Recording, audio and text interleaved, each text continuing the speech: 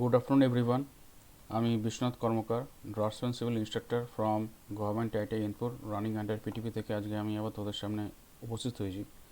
আজকে যে বিষয় নিয়ে আলোচনা করব সেটি হচ্ছে এমপ্লয়াবিলিটি স্কিলের লেবার ওয়েলফেয়ার লেজিসলেশনের ওয়ার্কম্যান কম্পেনসেশন অ্যাক্ট। তো এই অ্যাক্ট সংক্রান্ত গতকালও এই বিষয় নিয়ে আলোচনা হয়েছিল, আমরা জেনেছিলাম এটার ব্যাপারগুলো, এর সংশোধন কী কী আছে, অ্যামেন্ডমেন্টস কী, ইন্ট্রোডাকশন কী, extent and applications, objective aims of the act, scope, liability for compensation ইত্যাদি সব জেনেছিলাম। তো আজকে ফার্দার এই বিষয় নিয়ে আর একটু আলোচনা করব। তো গতকাল শেষ হয়েছিল এই এতটা অবধি, যেটা হচ্ছে note belows 1 and 2 regarding amount of compensation. আজকে আর পরের থেকে শুরু করছি, যেটা হচ্ছে অ্যাডমিনিস্ট্রেশন মানে প্রশাসন। The Act does not provide for appointment of inspectors. However, under Section 32 of the Act, the state governments, union territory administrations have to frame rules to carry out the purposes of the Act. The rule-making power under the Act was originally vested in the central government, and in exercise of these powers, the Workmen's Compensation Rules 1924 were framed. Some of the state government have subsequently formed their own rules under the Act. এই আইন কোনো inspector নিয়োগ করে না, inspector নিয়োগের কোনো প্রয়োজন এখানে পড়ে না। এই আইনের আন্ডারে কোনো পরিদর্শকের কোনো প্রয়োজন নেই, যদিও এই আইনের সেকশন 32-তে বলা আছে যে রাজ্য সরকার বা কোনো ইউনিয়ন টেরিটরির যে প্রশাসন থাকছে তারা নিজস্ব কিছু রুল নিয়ম তারা গঠন করতে পারে এই অ্যাক্টের উদ্দেশ্যকে ঠিক মতন চালনা করার জন্য। কিন্তু অরিজিনালি এই অ্যাক্টের রুল মেকিং পাওয়ার, যে নিয়ম যে তৈরি করবে সেই ক্ষমতা সেন্ট্রাল গভর্নমেন্টে কায়েম করে থাকে। কিন্তু সেক্ষেত্রেও এই সব পাওয়ারের অনুশীলনের জন্য ওয়ার্কম্যান কম্পেনসেশন রুলস 1924 গঠন করা হয়েছিল। 1924 সালে ওয়ার্কম্যান কম্পেনসেশন নিয়ম লাগু হয়েছিল। এখন বর্তমানে কিছু কিছু স্টেট গভর্নমেন্ট তারা নিজস্ব কিছু রুল ফ্রেম করে থাকে এই অ্যাক্টের আন্ডারে, তার মানে তাদের নিজস্ব কিছু নিয়ম কানুন তারা তৈরি করেছে যেটা এই অ্যাক্টের আওতার মধ্যে আসছে, সেটা তাদের গঠন করা। Next point, settlement of claims under the act. এই অ্যাক্টের আন্ডারে কেউ যদি কিছু ক্লেম করে কোনো বেনিফিট, তো সেটার কী করে বন্দোবস্ত করা হবে সেটার বিষয় এখানে বলা আছে। The claims for compensation broadly fall in 3 categories. 3টে ক্যাটাগরিতে, 3টে বিভাগে এই ক্লেমগুলো করা যেতে পারে। প্রথম হচ্ছে আনকন্টেস্টেড কেসেস অফ ডিসেবলমেন্ট, 2 নম্বর ডিসপিউটেড কেসেস অফ ডিসএবলমেন্ট, আর 3 নম্বর হচ্ছে ফ্যাটাল কেসেস। আনকন্টেস্টেড কেস মানে যেখানে বিকলাঙ্গ হচ্ছে কিন্তু সেই কেসের কোনো কন্টেস্টেড নেই, মানে সেটার কোনো অবিতর্কিত সেরকম কোনো ব্যাপার। ডিসপিউট কেস মানে যেখানে কোনো গণ্ডগোল রয়েছে, যেখানে কোনো কিছু বিতর্কিত থাকছে কোনো কিছু বিকলাঙ্গের ব্যাপারে। আর 3 নম্বর হচ্ছে যেটা খুবই মারাত্মক ব্যাপার। এই 3টের কেসের যে সেটেলমেন্ট প্রসিডিওরটা সেটা এক এক করে এখানে বলা আছে, তো সেগুলো দেখে নেওয়া যাক। প্রথমে হচ্ছে uncontented cases. A, after a workman has given the notice of the accident, the employer is expected to arrange for medical examination of the workman. It must be free of charge. The medical examination will indicate the nature of the disablement. কোনো accident দুর্ঘটনা যখন ঘটছে তো সেইটার ব্যাপারে workman একটা notice জারি করছে, মানে সেটা ইনফরমেশন জানাচ্ছে যে তার দুর্ঘটনা হয়েছে। সেই ইনফরমেশন পৌঁছচ্ছে এমপ্লয়ারের কাছে। তো এমপ্লয়ারের কাছ থেকে এটা আশা করা যায় যে সেই ওয়ার্কম্যান যার যে দুর্ঘটনার মধ্যে পড়েছে, যে দুর্ঘটনা কবলিত, তাকে যেন ঠিক মতন তার মেডিকেল এক্সামিনেশনের বন্দোবস্ত করা হয়, সেটা যেন বিনামূল্যে হয়ে থাকে। এবারে যে মেডিকেল এক্সামিনেশনটা হবে সে মেডিকেল এক্সামিনেশনটা ইন্ডিকেট করবে, কি নির্দেশ দেবে যে কী ধরনের ওর ডিসএবলমেন্ট হয়েছে, কোন কারণে হয়েছে, কীভাবে হয়েছে, সেটা মেডিকেল পরীক্ষার পরে এটা বোঝা যাবে। B, if the disablement is of temporary nature, the employer will pay compensation as half monthly payments direct to the workman. ডিসেবলমেন্ট যদি টেম্পোরারি হচ্ছে তো সেক্ষেত্রে এমপ্লয়ার ক্ষতিপূরণ দেবে সরাসরি ওয়ার্কম্যানকে। কীভাবে দেবে ক্ষতিপূরণটা? হাফ পেমেন্ট করবে তাকে, মাথের যা টোটাল মান্থের যা মাইনে তার হাফ সরাসরি ওয়ার্কম্যানকে দিয়ে দেওয়া হবে।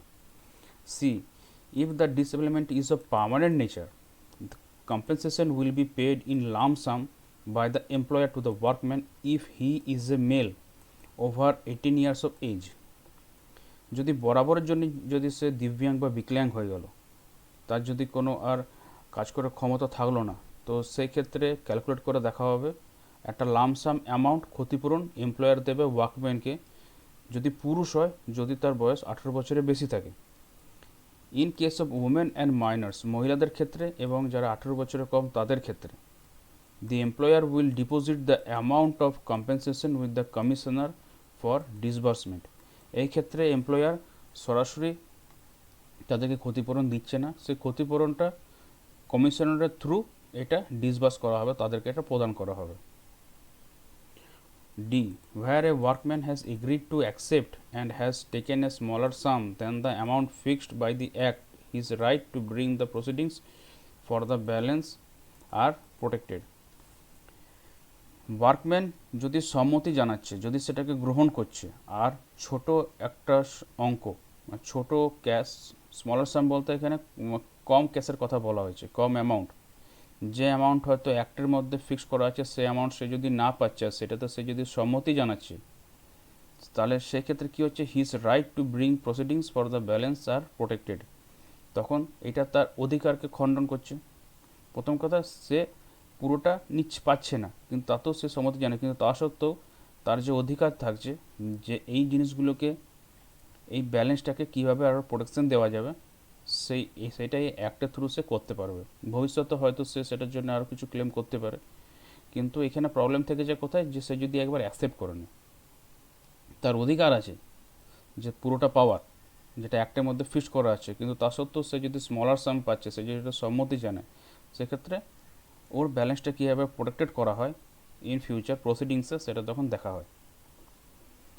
Any agreement with the workman for a lump sum payment must be registered with the commissioner by the employer. ওয়ার্কম্যানের সঙ্গে যদি কোনো এগ্রিমেন্ট হচ্ছে যেখানে লাম সাম পেমেন্ট করতে হবে, মানে বেশি পেমেন্ট, যেখানে দেখা গেলো যদি পার্মানেন্ট ডিসেবলমেন্ট হচ্ছে, তাহলে সেইটাকে কমিশনারের সঙ্গে আগে নথিভুক্ত করতে হবে, তারপরে এমপ্লয়ার কমিশনারের থ্রু সেটাকে পেমেন্ট করতে ডিসবার্স করতে পারবে, তা নয়তো সে পারবে না। এটাকে হচ্ছে আনকন্টেস্টেড কেসেস, মানে যেখানে কোনো প্রতিদ্বন্দ্বিতা কিছু থাকবে না, মানে বিতর্কিত। 2 নম্বর হচ্ছে ডিসপুটেড কেস, মানে যেখানে কিছু বিতর্কিত থাকছে, যেখানে কোনো প্রবলেম কিছু থাকবে। প্রথম কি বলছে, if the employer refuses to pay compensation or does not pay the full amount due, the workman has to make an application to the commissioner for workmen's compensation appointed by the state government or union territory. Employer ক্ষতিপূরণ দিতে চাইছে না, কিংবা যে ক্ষতিপূরণটা দিচ্ছে সেটাও তো কম দিচ্ছে, সেটা তো ওয়ার্কম্যান রাজি হচ্ছে না, তখন ওয়ার্কম্যান একটা অ্যাপ্লিকেশন লিখবে কমিশনারকে, ওয়ার্কম্যান কম্পেনসেশন যে জিনিসটা, যে কমিশনার এইটার জন্য নিযুক্ত করা হয়েছে, নিযুক্ত করেছে কে, কোনো রাজ্য সরকার অথবা কোনো ইউনিয়ন টেরিটরি প্রশাসন। The application has to be made in form F, এটার জন্য একটা আলাদা ফর্ম আছে, সেই ফর্মটা হচ্ছে form F, prescribe under the workman's compensation rule. Workman's যে কম্পেনসেশন নিয়ম আছে, যেটা ফ্রেম করা হয়েছিল নতুনভাবে, যেটা আমরা কিছুক্ষণ আগেই দেখলাম 1924-এ, তো সেই রুলের আন্ডারে যে ফর্ম আছে, সে ফর্ম থ্রু সে অ্যাপ্লিকেশন সে জানাতে পারবে। যদি কোনো অশিক্ষিত মানুষ থাকে, an illiterate person can have the application prepared under the direction of the commissioner. কোনো অশিক্ষিত মানুষ সে তো আর অ্যাপ্লিকেশন লিখতে পারবে না, কোনো চিঠিও লিখতে পারছে না কমিশনারকে, তখন সে কমিশনের নির্দেশ অনুযায়ী সে একটা অ্যাপ্লিকেশন তৈরি করবে। Next point, a claim for compensation must be preferred before the commissioner within 2 years of the occurrence of the accident, or in the case of death within 2 years of the date of death. ক্ষতিপূরণকে পাওয়ার জন্য, ক্ষতিপূরণের জন্য যে অধিকারটা, সেটাকে claim নেওয়ার জন্য কমিশনারকে জানাতে হবে। কীভাবে জানাতে হবে, অ্যাক্সিডেন্ট যখন থেকে ঘটেছে তখন থেকে 2 বছরের মধ্যে, আর যদি কোনো ঘটনার জন্য যদি কোনো ব্যক্তির মৃত্যু হচ্ছে, তাহলে সেই মৃত্যুর ডেট থেকে 2 বছরের মধ্যে কমিশনারকে এই ব্যাপারটা সম্বন্ধে অবগত করতে হবে, ক্লেম করতে হবে। যদি কোম্পানি না দিচ্ছে, তখন তার কাছে 2 বছর অবধি টাইম থাকবে। In the case of contracting of a disease, the accident is deemed to have occurred on the first day during which the workman was continuously absent in consequence of the disablement caused by the disease. এবার দেখা যাচ্ছে কারখানার মধ্যে maybe কোনো disease এসে আক্রান্ত হলো, তো সেই ক্ষেত্রে যদি কোনো কিছু মানে অ্যাক্সিডেন্ট ঘটে থাকছে, যদি কিছু বাধ্যবাধকতা হয়ে থাকছে, যদি তার প্রথম দিনেই হয় এটা, to have occurred on the first day during which the workman was continuously absent. এবার এর কারণে কী হতে পারে, ওয়ার্কম্যান বরাবরের জন্য অ্যাবসেন্ট থাকতে পারে, কারণ অকুপেশনাল একটা ডিজিজ হয়েছে। তো এর ফলে কী হবে, in consequence of the disablement cause by the disease, maybe সেই ডিজিজের কারণে এর ফলাফল তার ডিসেবলমেন্টও কিছু একটা আসতে পারে। তো সেক্ষেত্রে কিন্তু সে ক্লেম করতে পারবে, কারণ তার তো ডিউটিতে জয়েন করার পরে এই ঘটনাগুলো ঘটেছে। যদি ডিউটিতে জয়েন করবার আগে হতো তাহলে তো কোনো অসুবিধা থাকতো না, কিন্তু ডিউটিতে জয়েন করবার পরে তারপরে তার হয়েছে। এবার ডিউটিতে যখন সে যখন কোম্পানি জয়েন করছে, তখন তাকে সব কিছু ফর্মালিটিস পূরণ করে সে জয়েন হতে পারবে। সে কোন অ্যাক্টের মধ্যে আসছে, কোন অ্যাক্টের কী নিয়ম, তার কত সে স্যালারি পাবে, কী কী তার অ্যালাউন্স, সব কিছু জেনে পড়ে সে ডিউটিতে নিযুক্ত করা হচ্ছে তাকে। তো সেক্ষেত্রে সে প্রথম দিনও কোনো যদি অসুবিধা হয় তখন সে ক্লেম করার জন্য সুযোগ তার কাছে থাকছে। এরপর হচ্ছে ফ্যাটাল কেসেস, বিপজ্জনক যদি কোনো ঘটনা। The amount of compensation due has to be deposited by the employer with the commissioner for the workman's compensation. ক্ষতিপূরণের যে রাশি, সেই রাশি এমপ্লয়ারের থ্রু কমিশনারকে সঙ্গে নিয়ে পরে ওয়ার্কম্যান কম্পেনসেশনের জন্য সেটা ডিপোজিট করা হবে, জমা করা হবে। The Act specifically provided that no payment made directly by the employer shall be deemed to be a payment of compensation. এই অ্যাক্টে এটা নির্দিষ্ট করে বলা আছে যে কোনো রাশি যেটা প্রদান করা হচ্ছে সেটা ডিরেক্টলি এমপ্লয়ার দ্বারা এটা প্রদান করা যাবে না। সে পেমেন্টটা যেটা প্রদান করতে হবে সেটা কমিশনারকে সঙ্গে নিয়ে পড়ে সেটা করতে হবে, কমিশনারকে আগেটা জানাতে হবে। তো সে বাধ্য এই পেমেন্টটা করার জন্য, কম্পেনসেশন দেওয়ার জন্য, কিন্তু with the commissioner. The commissioner shall distribute the lump sum amount of compensation to the dependents in such proportions as he may decide. এবার কম্পেনসেশনটা ডিপোজিট হচ্ছে, সেটা কমিশনার জানতে পারছে যে কোন এমপ্লয়ার কত কম্পেনসেশন অ্যামাউন্ট রাশি ডিপোজিট করছে। এবারে কমিশনার সেই লাম্প সাম অ্যামাউন্টটা ডিস্ট্রিবিউট করছে, ক্ষতিপূরণটা দিচ্ছে, রাশিটা কাদেরকে দিচ্ছে, যারা ডিপেন্ডেন্ট। তো এবারে সে যেভাবে ডিসিশন নেবে, যেভাবে সে নির্ধারণ করবে, সেই অনুপাতে সে তখন লামসাম অ্যামাউন্টটা দিতে পারবে। If the employer does not deposit the compensation, the dependent or dependents have to make an application to the commissioner in form G prescribed under the workman compensation rules for the issue of an order to deposit compensation. এবার কোনো বিপজ্জনক suppose ঘটনা ঘটে গেল, তো সেটা maybe মৃত্যু হতে পারে, কিংবা অন্য কোনো ব্যাপার কিছু হলো, কিংবা পুরোপুরি বিকলাঙ্গ বা টেম্পোরারি। তো ফ্যাটাল কেসে এমপ্লয়ার যদি কম্পেনসেশন ডিপোজিট না করছে, তো সেই ক্ষেত্রে ডিপেন্ডেন্ট বা ডিপেন্ডেন্টস যারা থাকছে তারা কমিশনারকে ফর্ম জি এর থ্রু একটা চিঠি দিয়ে পরে তাদেরকে জানাতে হবে, একটা অ্যাপ্লিকেশন করতে হবে। সেটা ওয়ার্কম্যান কম্পেনসেশন যে নিয়ম আছে সে নিয়মের মধ্যে এই অর্ডারটা এখানে কিভাবে করতে হবে সেটা বলা আছে, সেটা কীভাবে ইস্যু হবে যাতে এমপ্লয়ার কম্পেনসেশন জমা করতে বাধ্য হয়। এটা গেল হচ্ছে settlements of claims under the act. এরপরে আসছে extension of the provisions of the Workmen's Compensation Act to hazardous employments in agriculture. চাষবাসের সঙ্গে যুক্ত যে কাজগুলো, কিছু কিছু কাজ বিপজ্জনক কাজ থাকে, চাষবাসের সঙ্গে যুক্ত থাকে, তো সেইখানে যে ওয়ার্কম্যান যারা কাজ করছে, তো তাদের জন্য এই প্রবিধান যেটা থাকছে, বিধান প্রভিশনস এই অ্যাক্টের আন্ডারে, সেইটা কতদূর অবধি সেটা বিস্তৃত হয়েছে, কতদূর অবধি তার সীমা, সেই বিষয়ে এখানে বলা আছে। The workman's compensation act 1923 already applies to workers employed in farming by tractors or other contrivances driven by steam or other mechanical power or electricity etc. 1923 সালে যে ওয়ার্কম্যানস কম্পেনসেশন অ্যাক্ট সেটা অলরেডি প্রযোজ্য সেসব ওয়ার্কারদের জন্য যারা এগ্রিকালচারের সঙ্গে যুক্ত, কেউ হয়তো ট্রাক্টর দিয়ে চাষ করে, কিংবা অন্য কোনো সুবিধার সাহায্যে সে চাষ করতে পারে, কিংবা কেউ হয়তো বাষ্প চালিত কোনো ডিভাইসের সাহায্যে সে চাষবাস করে থাকে, কিংবা কোনো যান্ত্রিক কোনো ক্ষমতার সাহায্যে কিংবা তড়িতের সাহায্যে সেও যদি চাষবাস করে থাকে, তো সব ওয়ার্কারদের জন্যই এই অ্যাক্টটা লাগু হয়েছে। The state governments of Andhra Pradesh etcetera were advised in March 1976 to consider addition of the following employments to Schedule 2 to the Act in accordance with the provision of subsection 3 of Section 2 of the Act.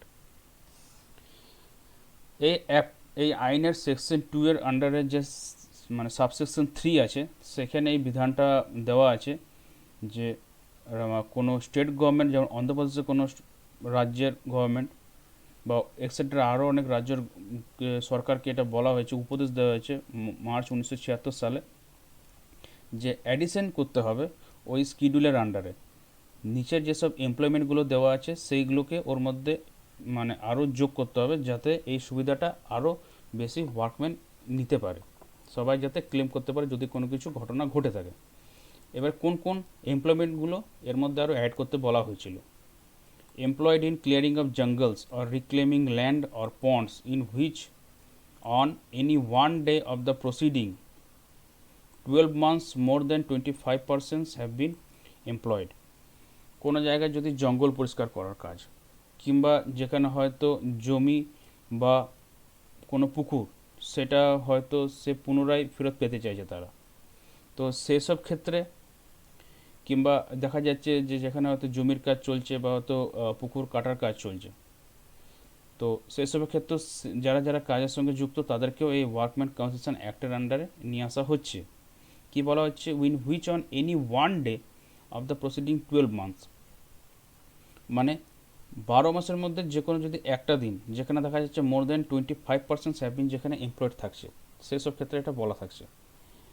employed in cultivation of land or rearing and maintenance of livestock or forest operations or fishing in which on any one day of the preceding 12 months more than 25% have been employed. চাষবাসের ক্ষেত্রে কোনো জমির চাষবাস কিংবা কোনো মানে পশুপালন সেটা রক্ষণাবেক্ষণ, কিংবা জঙ্গলের কোনো রক্ষণাবেক্ষণ করা, কিংবা মাছের চাষ করা, যেখানে দেখা যাচ্ছে যে 25 জন পার্সন সেখানে হয়তো একসঙ্গে তারা কাজ করছে। এবারে আগামী পূর্ববর্তী 12 মাসের মধ্যে যে কোনো একটা দিন, তো সেসব ক্ষেত্রেও তাদেরকে এই অ্যাক্টের মধ্যে নিয়ে আসা হচ্ছে। Employed otherwise than in clerical capacity in installation, maintenance, repair of pumping equipment used for lifting of water from wells, tube well, ponds, lakes, stream, etc. কেউ হয়তো ক্লারিক্যাল জব করে, কেরানির জব, কিংবা কারোর হয়তো কোনো কিছু মেশিনপত্র ইনস্টলেশনের কাজ, কিংবা রক্ষণাবেক্ষণের কাজ, কিংবা সেটাকে সারাইয়ের কাজ, কিংবা কোনো ওয়াটার সংক্রান্ত কাজের কীরকম যেখানে পাম্প চলছে, পাম্প ইকুইপমেন্ট ঠিক করা, জল তোলা, পন্ড, লেক, স্ট্রিম এগুলো থেকে পাম্পিং কাজ করা, তো সেখানে যারা যারা এমপ্লয়মেন্ট থাকছে তাদেরকেও এই কম্পেনসেশন অ্যাক্টের মধ্যে নিয়ে আসা হয়েছে, ওয়ার্কম্যান কম্পেনসেশন অ্যাক্ট। এগুলো হচ্ছে অ্যাডিশন করা হচ্ছে এক্সট্রা করে। Employed otherwise then in clerical capacity in the construction, boring or deepening of an open well or dug well through mechanical contributions, যান্ত্রিক সুবিধার সাহায্যে হয়তো নির্মাণ কাজে যারা যুক্ত, কিংবা যারা হয়তো ওয়েল বোরিং করার জন্য যুক্ত, কিংবা কোনো ওপেন ওয়েলকে আরও হয়তো খনন করে সেটাকে আরও গভীর করার জন্য যুক্ত, কিংবা ডাক ওয়েল করা, তো সেসব ক্ষেত্রেও যেসব এমপ্লয়ির মানে ওয়ার্কম্যানরা থাকবে তাদেরকেও এই অ্যাক্টের আওতার মধ্যে নিয়ে আসা হয়েছে। এছাড়া employed otherwise then in clerical capacity in the construction, working, repair আর মেনটেন্যান্স অফ এ বোরওয়েল, বোরওয়েলের সঙ্গে যেসব কর্মীরা যুক্ত থাকছে, যেসব ক্লারিক্যাল ক্যাপাসিটির যারা থাকছে, কনস্ট্রাকশন সংক্রান্ত কাজ সংক্রান্ত কোনো কিছু রিপেয়ার কিংবা রক্ষণাবেক্ষণ সংক্রান্ত, তাদেরকেও এই আওতার মধ্যে নিয়ে আসা হচ্ছে। Employed in spraying and dusting of insecticide or pesticide in agricultural operation plantations, যেখানে গাছপালা চাষ হচ্ছে বা যেখানে চাষবাসের চলছে, তো সেখানে কীটনাশক ছড়ানো, সেখানে ইনসেকটিসাইডসের ডাস্ট দেওয়া, তাদের সেটার জন্য যে কর্মীরা থাকছে তাদেরকেও এই আওতার মধ্যে নিয়ে আসা হচ্ছে। employed in working or repair of maintenance of bulldozer, tractor, power tillers, etc. এবারে মেকানিক্যাল ডিভাইসেসের নিয়ে কাজ করা, সেগুলোকে ঠিক করা বা ওটাকে রক্ষণাবেক্ষণ করা, এইসবের জন্য কী কী এক্সাম্পল যেমন বলা হয়েছে বুলডোজার, ট্র্যাক্টর, পাওয়ার টিলার্স এক্সেট্রা, তাদের সঙ্গে যে কর্মীরা যুক্ত তাদেরকেও এই ওয়ার্কম্যান কম্পেনসেশন অ্যাক্টের আওতায় এগুলো নিয়ে আসা হয়েছে। তার মানে এইটা এতদূর অবধি এটার বিস্তার ঘটেছে এই অ্যাক্টের। As per available information, the state governments of Andhra Pradesh, Arunachal Pradesh, Assam, Bihar, Haryana, Karnataka, Kerala, Maharashtra, Meghalaya, Orissa, Punjab, Tamil Nadu and Tripura and Union Territories administrations of Chandigarh, Dadra and Nagar Haveli and Pondicherry have already made the proposed addition with effect from 15/9/95। এখন অবধি যে তথ্য পাওয়া গেছে সেই তথ্য অনুযায়ী এখানে যতগুলো রাজ্যের নাম বলা হলো সব রাজ্য সরকারই 15 সেপ্টেম্বর 1995 সালের মধ্যে এই যে এক্সট্রা অ্যাডিশন করতে বলা হয়েছিল অ্যাক্টের মধ্যে সবাই এটাকে অ্যাড করে নিয়েছে। The central government has included all the above mentioned employment in schedule 2 of the act by amending the schedule. কেন্দ্র সরকার সব রকম যে এক্সটেনশনগুলো রয়েছে সেগুলো সব এর মধ্যে ইনক্লুড করে নিয়েছে। আর সেটা কীভাবে করা হয়েছে, এর মধ্যে সংশোধন নিয়ে আসা হয়েছে, তারপর এটাকে অ্যাক্টের শিডিউল 2 এর আন্ডারে এমপ্লয়মেন্টের যে সেকশন সেখানে এটাকে রাখা হয়েছে যাতে ভবিষ্যতে কোনো প্রবলেম না হয়। The matter is not there for being pursued further with the remaining states অথবা ইউনিয়ন টেরিটরিজ। এইবারে বিষয় হচ্ছে যে আদার্স যে স্টেট যে ইউনিয়ন টেরিটরিজ যারা এখনও এটাকে করেনি তো তারা কিভাবে এই জিনিসটাকে ফলো করছে সেই বিষয়টাকে একবার চেক করে দেখা। তাহলে যারা করে নিয়েছে তাহলে তাদেরটা আলাদা হলো, যারা এখনও এটা আওতার মধ্যে নিয়ে আসেনি অ্যাডিশন যারা করেনি তাহলে তাদেরকে সেইভাবে বিষয়বস্তু নিয়ে পরে আলোচনার মধ্যে সেটাকে নিয়ে আসে। এবারে 2009 সালে এই ওয়ার্কম্যান যে কম্পেনসেশন অ্যাক্ট তার কি সংশোধন হয়েছিল, তো কী অ্যামেন্ডমেন্টসগুলোর বিষয় এখানে সংক্রান্ত বিষয় লেখা রয়েছে। টাইটেল কী ছিল, প্রথমে ছিল হচ্ছে ওয়ার্কম্যান কম্পেনসেশন অ্যাক্ট 1923, এটা অ্যামেন্ডমেন্ট হয়ে পরে কি এসছে এমপ্লয়মেন্টস কম্পেনসেশন অ্যাক্ট 1923। এরপর হচ্ছে ওয়ার্ডস অ্যান্ড এক্সপ্রেশনস, এবার হচ্ছে refer to the words workman or workman in the act. তো ওয়ার্কম্যান বা ওয়ার্কম্যান এই শব্দটা ছিল আগে, সেটা বর্তমানে হয়েছে এমপ্লয়ি অথবা এমপ্লয়িজ, ওয়ার্ডটা চেঞ্জ হয়েছে। শিডিউল 2তে কী ছিল, clerks were not covered for the compensation under the act. সেটা আগে যারা কেরানির কাজ করতো যেরকম লো ডিভিশন ক্লার্ক থাকে, হাই ডিভিশন ক্লার্ক থাকে, তো কিংবা সিনিয়র ডিভিশন ক্লার্ক, তারা আগে আওতার মধ্যে আসতো না, এই আইনের আওতার তারা বাইরে ছিল, কিন্তু এখন সংশোধন করে তাদেরকেও এই কম্পেনসেশনের মধ্যে নিয়ে চলে আসা হয়েছে। তারপরে রয়েছে সেকশন 4A-তে the minimum ceiling limit of compensation for death was 80,000। কারো কেউ যদি মারা যাচ্ছে জব করার দরুন তাহলে তার জন্য ক্ষতিপূরণ ছিল কত 80,000 টাকা, এখন সেটা বেড়ে হয়েছে কত 1,20,000 টাকা। সেটা কত মিনিমাম সেলিং লিমিট, মানে সবথেকে কম অ্যামাউন্ট যেটা দেওয়া হতো, আগে ছিল 80,000 এখন হচ্ছে 1,20,000। সেকশন 4B-তে কি বলা আছে, the minimum ceiling limit of compensation for permanent total disablement was 90,000, 90,000 টাকা। যদি কারো বরাবরের জন্য সে যদি বিকলাঙ্গ হয়ে গেলো মানে দিব্যাঙ্গ হয়ে গেলো, তার মধ্যে হয়তো আর কাজ করার কোনো ক্ষমতা থাকলো না, সে হয়তো আর অর্থ উপার্জন করতে পারবে না, তো সব থেকে কম অ্যামাউন্ট লামসাম দেওয়া হতো 90,000 টাকা, এখন সেটা বেড়ে হয়েছে কত 1,40,000। এবারে subsection 2A of section 4, section 4-এর যে সাবসেকশন 2A রয়েছে সেটা আগে ছিলই না, নন এক্সিস্ট, এর কোনো বাস্তবতা কোনো ধরনই ছিল না, কিন্তু সেখানে নিয়ে আসা হয়েছে কি this subsection was added after subsection 2। এতে কি বলা হয়েছে, this entitles an employee to reimbursement of actual medical expenditure incurred by him for injuries caused during the course of employment. এমপ্লয়মেন্টের দরুন মানে চাকরির দরুন সে যখন অন দ্য ওয়ে যখন জব করছে সেই সময় যদি তার কিছু দুর্ঘটনা হচ্ছে, সে যদি কোনো কিছু আঘাত পাচ্ছে, তার কারণে যে মেডিকেলের খরচগুলো হবে সেই মেডিকেলের খরচটা এমপ্লয়ি সেটা ক্লেম করতে পারবে, তাকে সেটা রিইম্বার্স করা হবে। তবে অবশ্যই এখানে একটা ব্যাপার থাকে, সেটা চেক করে দেখা হয় যে হসপিটালাইজেশন যে চার্জগুলো সে চার্জেসগুলো দেওয়া হয়, কিন্তু যেগুলো নন হসপিটালাইজেশন চার্জেস সেগুলো দেওয়া হয়ে থাকে না।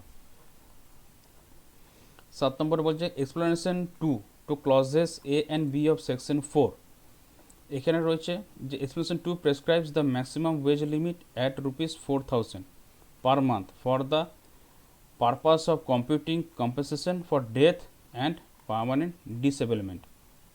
এখানে কি বলছে, যেটা অ্যামেন্ডমেন্ট হয়ে এসছে, the explanation was omitted and a new subsection IB has been added after subsection 1A of section 4 whereby the maximum wage limit has been revised to 8,000 per month. তো এখানে কম্পেনসেশনটা কোনটা ছিল, যেটা হচ্ছে যদি মৃত হচ্ছে কিংবা যদি পার্মানেন্ট ডিসেবলমেন্ট হচ্ছে, তো সেই ক্ষেত্রে পারপাস অফ কম্পিউটিং মানে এটার যে হিসেব নিকেশ করার যে উদ্দেশ্যটা, তো সেটার জন্য কত ছিল, ম্যাক্সিমাম ওয়েজ লিমিট ছিল 4,000 টাকা পার মান্থ। কিন্তু এই জিনিসটাকে তুলে দেওয়া হয়েছে, তুলে দিয়ে পরে কী করা হয়েছে, যে রিভাইজ করে পরে ম্যাক্সিমাম ওয়েজ লিমিটটা কত করা হয়েছে, 8,000 পার মান্থ এটা করা হয়েছে।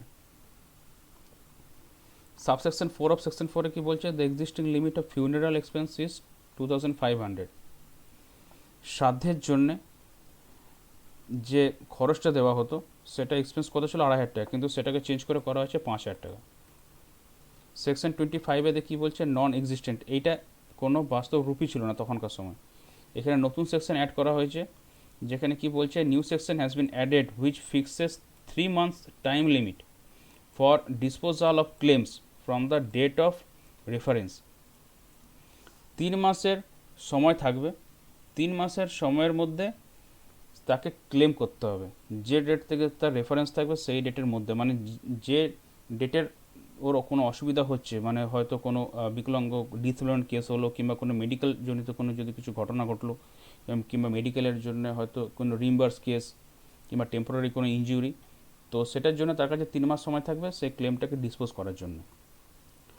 তো এই চ্যাপ্টারটা এখানেই শেষ হলো। এরপরে কোয়ালিটি টুলস, সেই বিষয়ে আমাদের নিয়ে আলোচনা হয়েছে, আমরা এই বিষয় নিয়ে পড়েছি, জেনেছি। তো আজকে এখান থেকে আমরা পড়লাম settlements of the claims under the act, uncontracted cases, fatal cases, disputed cases, তারপরে কি অ্যামেন্ডমেন্ট সংশোধন, ওয়ার্কম্যান কম্পেনসেশন অ্যাক্ট 2009 সংশোধনে কী কী এসছে। তো এখন অবধি যে বিষয় নিয়ে বলা হলো, যেগুলো বললাম, সেগুলো বুঝতে কোনো অসুবিধা হলো, কোনো প্রবলেম? না স্যার। আচ্ছা, ওকে, ঠিক আছে, তাহলে আজকে আমি এখানেই রাখলাম। আমি একটা ছোট টাস্ক দেবো, সে টাস্কটা করে আমাকে সময়ের মধ্যে সাবমিট করবি। হ্যাঁ স্যার। ঠিক আছে, তাহলে আজকের ক্লাস আমি এখানে শেষ করছি। এরপরে আবার দেখা হবে নিউ ক্লাসে, নতুন টপিক নিয়ে আমরা আলোচনা করবো অন্য সাবজেক্টের উপরে। ওকে, ঠিক আছে স্যার। ঠিক আছে, রাখছি। Okay, thank you. Thank you sir. Welcome. Thank you, sir. Welcome.